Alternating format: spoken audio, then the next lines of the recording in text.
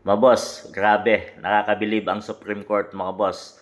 Ito na lang ang natatanging sigurong batas na hindi nababali or nasusuhulan ng administrasyon mga boss dahil inlaban nila kung ano ang tama mga boss. So ito na yung desisyon nila laban sa impeachment trial na inihain ng Senado mga boss at ng Kongreso. So ito mga boss, lumabas na yung desisyon. Hindi kailanman dapat abusuhin ang impeachment upang manatili ang hegemonikong dominasyon ng kasakiman sa pamamagitan ng pamamahiya sa mga nasa mataas na posisyon sa gobyerno at hadlangan silang gawin ang kanilang sinumpaang tungkulin.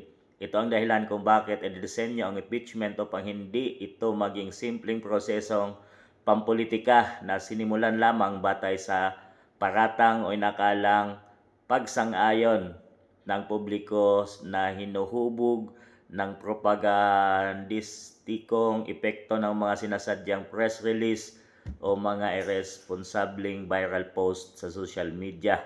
From Supreme Court Senior Associate Justice Marvic Leonen. Grabe mga boss, unanimous vote ang ginawa nilang desisyon laban sa impeachment trial na inihain ng Kongreso, mga boss, no? At ng Senado, syempre.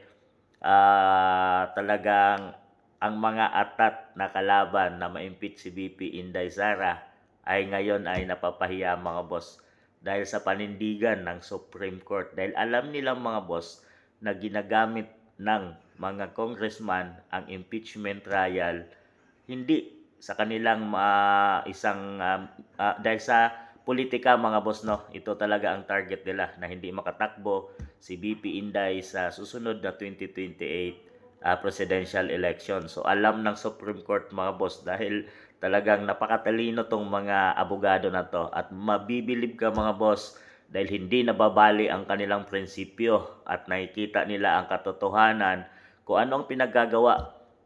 Pinilit ng Kongreso na maglikom ng pirma sa one-third na pirma ng mga congressman at sinasabing ang nagkaroon ng bayaran dito para makalikom ng mga boss, no?